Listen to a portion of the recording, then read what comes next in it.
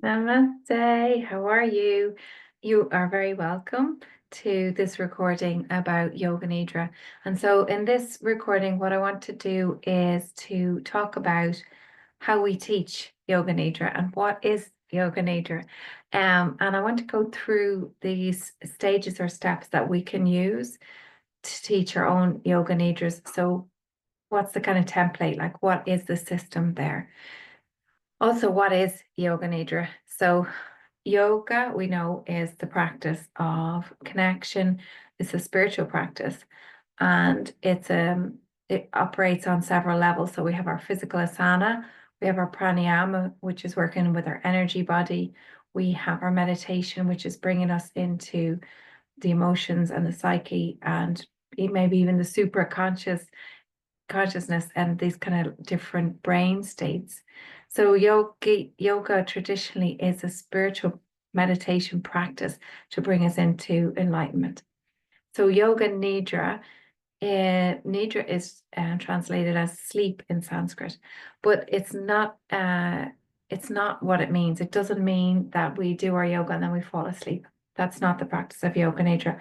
Yoga nidra is a very specific practice where we use our asana to, open up and warm up and stretch and tone and relax the body and the mind, really important. So that when we come to lie down at the end, we can practice the Yoga Nidra. And the Yoga Nidra is traditionally done at the end of an asana practice so that, the tightness or the niggles and squiggles that we might have in our body, we've had a chance to kind of move and stretch them. And also because we tend to come with a really busy mind when we've done our sun salutes, our warming up, our movement practice, it's giving us a chance to calm our mind as well. Our centering practice helps us to come body and mind together. And then as we move through the class, you might find at the start, there's a lots of thoughts. And hopefully after doing some of the challenging poses, you've started to bring in more concentration. We've withdrawn our senses and we've come into more concentration, more focused. So with that in mind, let's talk a little bit about the stages of Yoga Nidra. And so my question to you is, as a person practicing Yoga Nidra or as a teacher, what's the first stage? What's the first thing that we do when we want to prepare for Yoga Nidra? And okay, this is not live, so you're not going to answer me.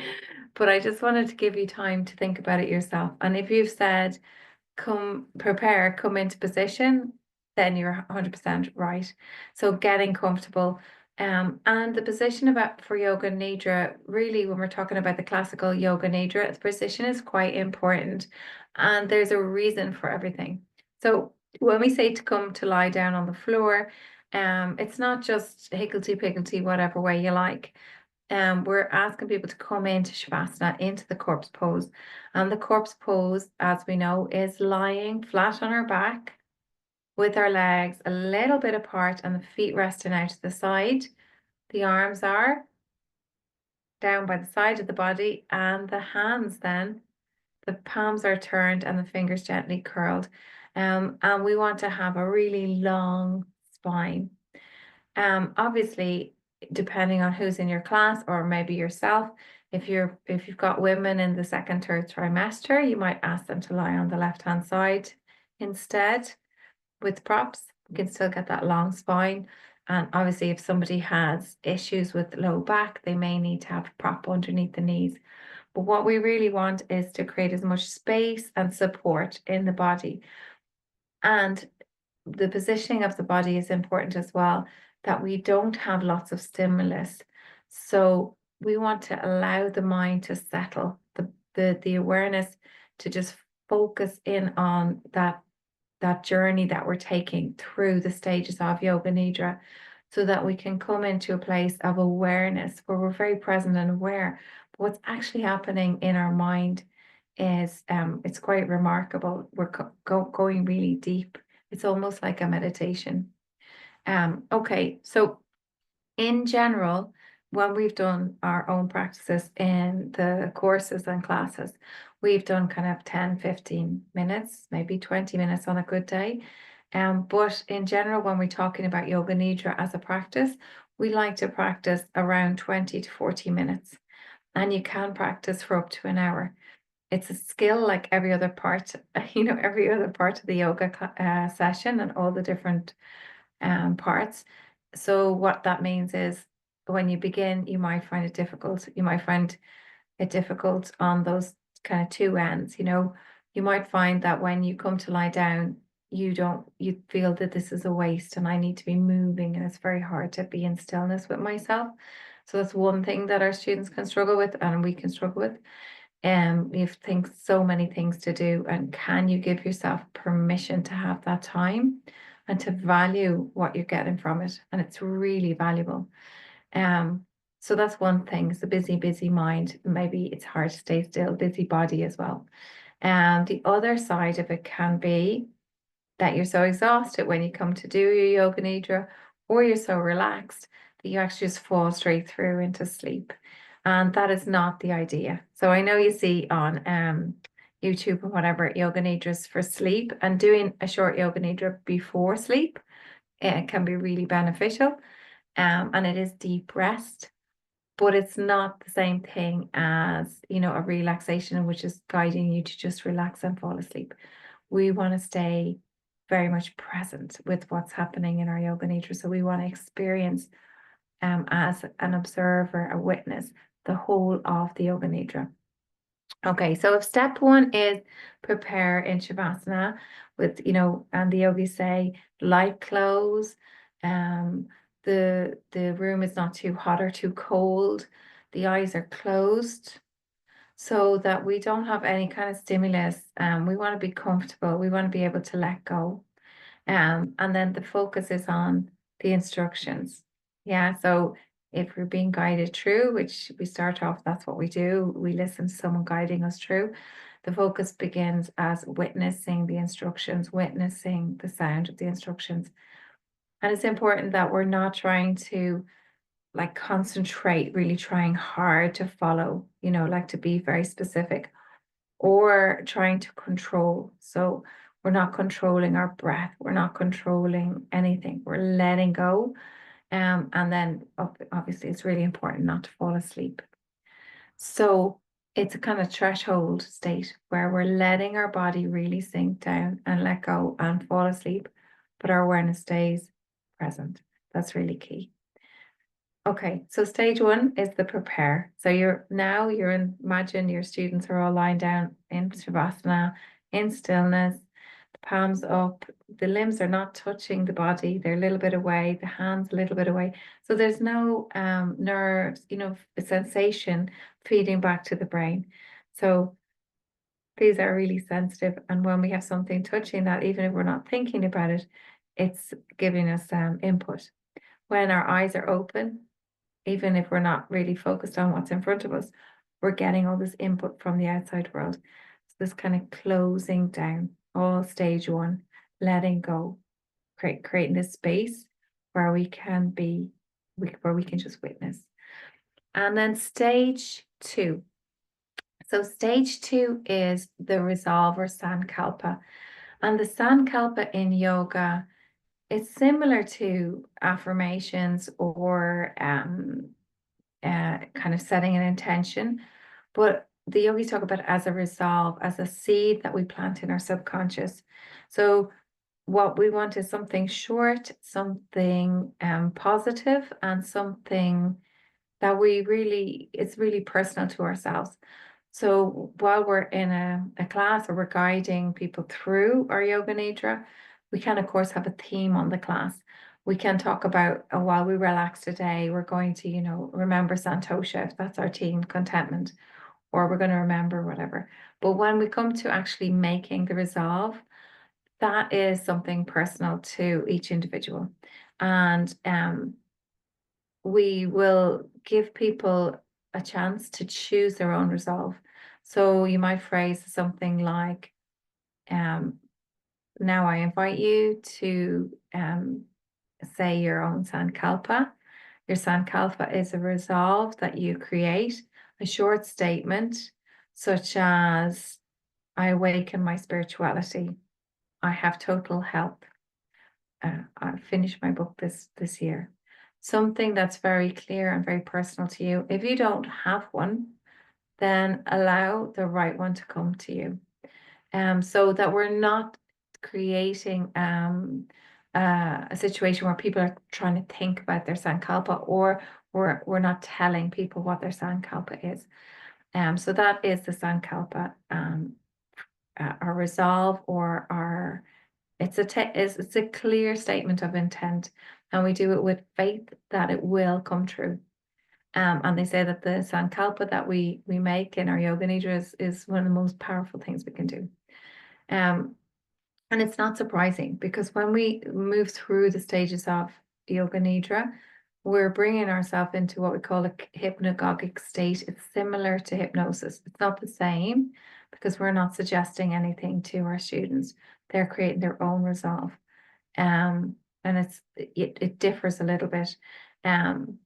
So we've prepared them. Stage one, prepare, shavasana, comfortable, not too hot or too cold, ready to let go, with the intention as well of not falling asleep. So I'm telling you now, but as a teacher as well, it's a good thing to say at the start of yoga nidra, because sometimes you do have students, I have people even doing teacher training who say, oh great, now it's time for our nap, which it's not the same. All right. Stage one, stage two, we've got. Stage three, you're also very familiar with, I'm sure, is our rotation of consciousness. Sometimes I hear people calling it a body scan. It's the same kind of principle, that we are moving around the body. But the idea with the rotation of consciousness is our consciousness, our awareness. Awareness is prana, it's our connection with the divine. It's not just our mind noticing things. It's like we're bringing our awareness around the body. And so we can start at the feet, of course we can, but the way I'm going to tell it to you today is to start on the right-hand side of the body. And again, there is a reason for this. So our right is associated with the solar energy, the masculine energy, that get up and go energy, and the left side of the brain, which is that logical reasoning, that kind of masculine energy. So we start on the right side, because we're going to let go of the controlling part, and we're coming into a different side of the brain. So we start with our right thumb, index finger, middle finger, ring finger, little finger. Yeah. The right hand, back of the hand, wrist, lower arm, elbow, upper arm, shoulder. And then we're moving into the right side body, chest, breast, ribs, waist, hip, and down into the right thigh, knee, calf, ankle, heel of the foot, sole of the foot, big toe, third toe, fourth toe, baby toe, yeah. The right leg, the whole of the right side of the body, and then coming back over to the left and starting on the left thumb. Left thumb, index finger, middle finger, ring finger, little finger, back of the hand, palm of the hand, wrist, lower arm, elbow, upper arm, and shoulder. Left side of the chest, breast, rib cage, left side of the hip, waist, hip, thigh, knee, calf, ankle. Heel, the left foot, the sole of the foot, the big toe, second toe, third toe, fourth toe, and baby toe. All of the left leg, all of the left side of the body, letting go. So we're moving around right side first and then left side. You might, at the end of the right side, ask people to notice, is there any difference on the right and the left? How do they feel? So when we've got to the end of the left side, now we're going to move through the back body. So back of the heels, back of the calves, back of the thighs, back of the hips, any point of contact with the body and the floor. So these places of connection, this space in between, is kind of where the magic is happening. Yoga nidra is a threshold state. We're not asleep, we're not awake. It's this kind of in between, trying to find the gap. So feeling the point of contact. And sometimes you'll feel as though there's no point of contact. We can't feel that difference. Moving through the back body. So lower back, middle back, upper back, space between the shoulders. It's a really nice point to touch off. Right shoulder blade, left shoulder blade, right shoulder, left shoulder, both arms, both hands, all the fingers. So we're taking the right side and the left side and bringing them together as we move up the body. Yeah. The back of the neck, back of the head, top of the head, and then we're moving down into the face. We have a lot going on in the face. We're very aware of our face. So as we move down, we might go into a bit more detail. The right eye, the right eyebrow, the left eye, left eyebrow, the cheeks and the jaw, the lips, the eyelids where they touch, another really moment of connection, the lips where they touch. You might talk about the tip of the nose, the right ear, left ear, the throat, the heart, the belly, the whole of the front body. So we've moved through the whole of the body, resting, letting go. And it's this letting go of the physical body, the physical practice, the asana practice is finished. We're coming into another space now. So it's really important for the physical body to rest, but there's a lot more than that just going on here. So that is our rotation of consciousness. If you wanted to start with the feet and do right foot and all the toes, left foot, all the toes, and move up, you can do it that way as well. The advantage of starting on the hand is that people are very aware of their fingers. And if you have this book, the Yoga Nidra book by Swami Satyananda, can you see him? Yeah. This book, that's often the rotation of consciousness is starting on the right thumb, and that's for that reason. We're very aware of what's going on in our right hand, your right hand man. Whereas if you ask me about my second to the last toe on the left foot, I have to think twice to feel it. Whereas if you ask me about my index finger, I'm very aware of that. So there's a logic to it. It's not just, whatever way you like. When we've gone through so we have, how many phrases have we got now? Have you got them? 1, prepare, get into Shavasana. 2, create the resolve, the Sankalpa. 3, rotation of consciousness, moving around the body and letting go. Okay, so we're on to our 4th stage now. Any guesses what that is? It is the awareness of the breath. Okay, and now this is different than a pranayama practice where we're asking people to focus and concentrate and control the breath. In Yoga Nidra, when we come to stage 4 and we come into this awareness of the breath, it's really about witnessing the breath. We're moving from witnessing the physical body into noticing and becoming really aware of the pranic body. So we're not trying to change the breath. And we can do this witnessing of the breath by just starting to notice maybe breath in the chest, just noticing and feeling the rise and fall. Now, the danger with that is that people just get very sleepy and maybe fall asleep. Or we can notice the breath in the belly. Again, people might fall asleep, but we can just gently notice the breath. Notice the breath in the nostrils, feeling the breath coming and going, feeling the temperature, feeling the texture of the breath. So also another really great way of keeping the focus and concentration.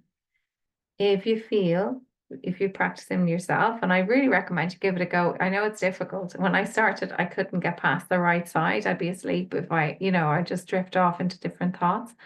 But it does get easier if you practice it. So if you're practicing it yourself and you come to your breath awareness and you're drifting off, bringing in a count. And now I don't mean a count breath in for 3, out for 3, nothing like that. We're not controlling the breath, but what we can do is we can start to count the breath. Classic thing to do is to start at 108 and then 108 in, 108 out, 107 in, 107 out, counting down the breath.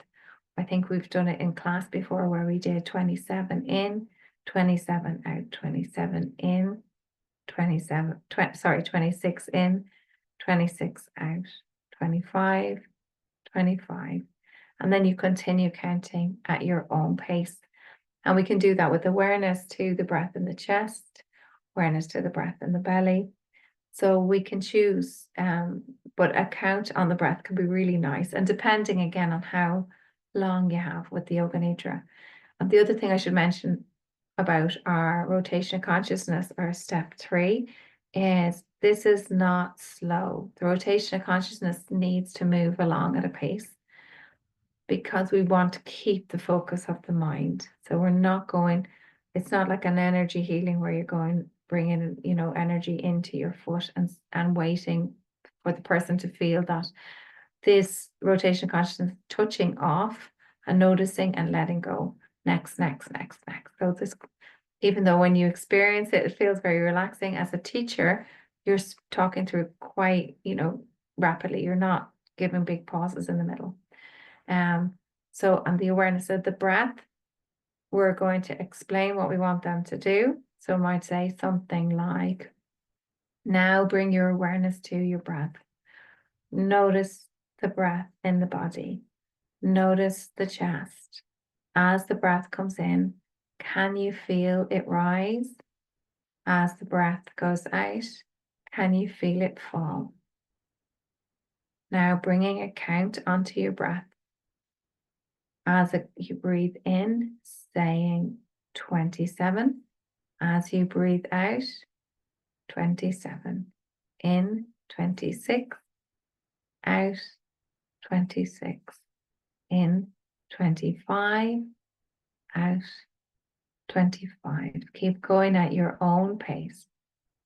So notice the language there. I'm talking about observe the breath as it comes and goes. Can you feel the breath? Notice the breath. There's nothing about taking a breath. We're not saying take a breath. We're letting the breath breathe us. That's another really nice thing to say. Allow your breath to breathe you. So that is our step 4, or stage 4 breath awareness.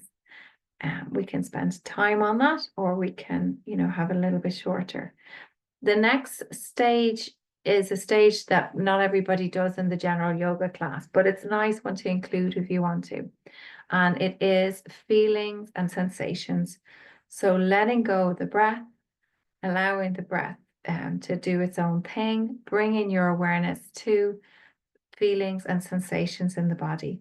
So again, it's this moving from our pranic, we've let go of the physical, we've let go of the breath now, and we're just noticing subtle sensations, emotions in the body.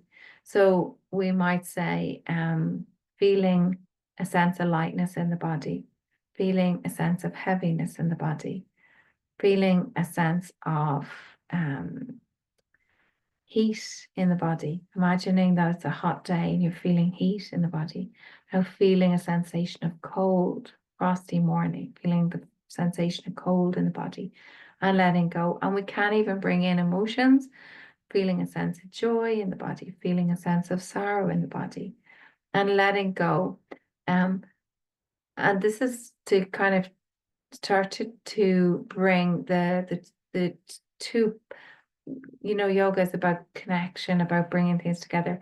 So this kind of like we're bringing together two opposites and merging it. We're feeling this, we're feeling that, we're letting it all go so that we become adept at moving between states, transitioning. It's creating like this wholeness. So that is stage 5. And again, not everybody does that one. You don't have to do that if you don't want to. If you're short on time, you can leave it out.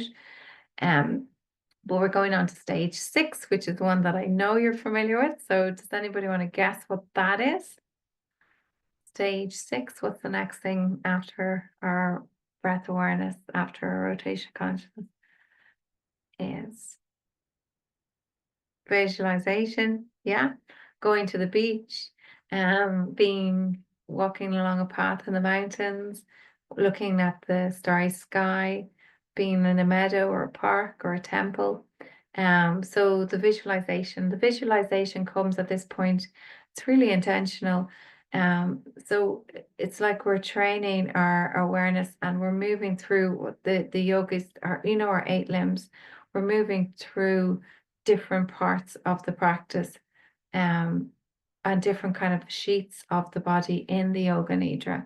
And so when we're coming to this is kind of this mental visualization, the state of dharana, of concentration, where we are, for example, visualizing the waves on of the ocean on the beautiful beach, and we can almost feel the breeze and smell the sea and have that sensation. So it's really powerful, but we're not at the beach.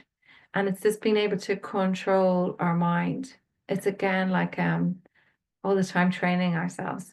Um and the symbols, the images that we use in the yoga nidra and the visualization can be very symbolic. So in general, we'll choose things that are places in nature, but we can also choose symbols. So we can have, for example, a mandala, or a chakra symbol, a lotus flower, a rose, a candle with a flame in a quiet place, a peaceful garden.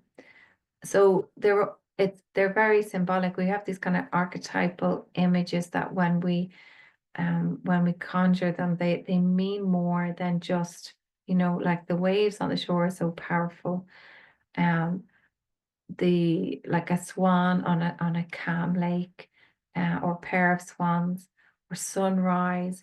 There's a whole kind of there's so much behind those images. So like the sun coming up across the sea, we have the sun, like human beings, we've worshipped the sun, in our life, and it's like the host, the Son of God. There's so much sort of symbolism behind it. So whether you're religious or not, it doesn't matter.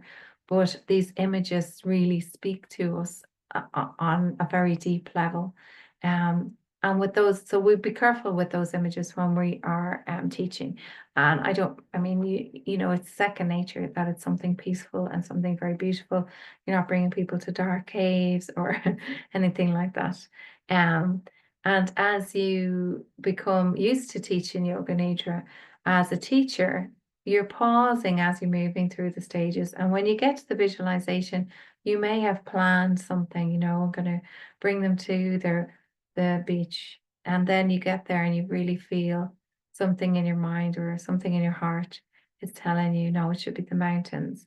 And I say trust that it can be very intuitive at this point. The visualization. So there's room to go with what you really feel there, or to stick with the script. There's no harm in that as well. So that is our stage 6, our visualization. And then to finish off, so important as well is all of these stages are not as important as the gaps between them. So pausing throughout as you speak is really important. And actually, I'm talking to you now because I'm going through information, but I mean, like actually stopping for 10, 20 seconds, 30 seconds, a full minute where you don't say anything, or even longer. So that, because as a person on the receiving end of the yoga nidra, those moments of absolute stillness where you're just observing your breath, observe being in that visualization, observing the visualization that you've created, being in quiet and calm and peace. Like they're the gold. That's the thing that people love. And nobody will ever complain, oh, the teacher didn't talk enough in the yoga nidra. So before, I personally, when I started to teach it, I would go through it. Everybody who knows me knows I like to talk. And I would kind of get to, the visualization, it would all be very beautiful. And then I would be like, now I finished. And then I'd be moving straight on to it, like, repeat your resolve and coming back out. And I realized, that's not the best. I've actually listened to my own yoga nidras recorded. And so I started to look at the clock and give a minute of silence before I bring them back out. So that might be something to consider, but definitely need to have pauses and quiet time in your yoga nidra.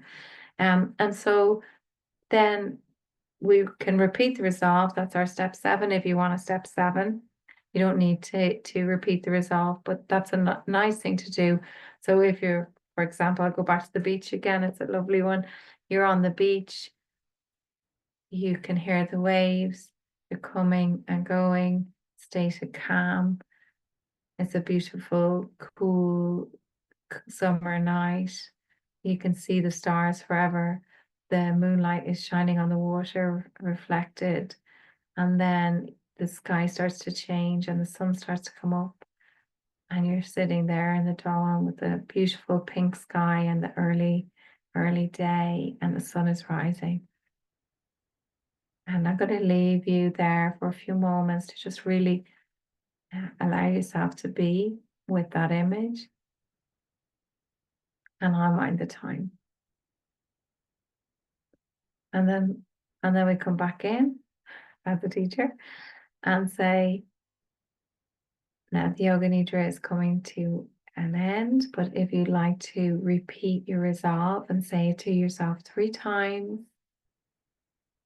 and then very gently, and this is our stage 8, our last stage, we're going to start to bring our awareness back. And how do we do that? Maybe we become aware of sounds.